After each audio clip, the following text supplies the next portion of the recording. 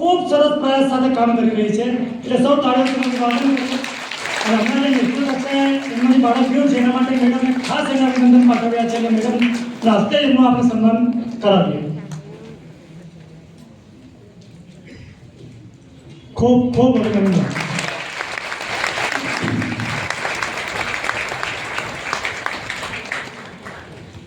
જોવા જેવી શાળા પણ ખરેખર મારી લાઈફમાં જેટલી પણ સરકારી શાળાઓ જોઈ છે અને જે શિક્ષકોનું જે એનું પોતાનું જે કામ જોયું છે એમાં કદાચ સર્વશ્રેષ્ઠ શાળા જો કહી શકે તો રણપુર શાળા છે. એટલું સરસ કામ.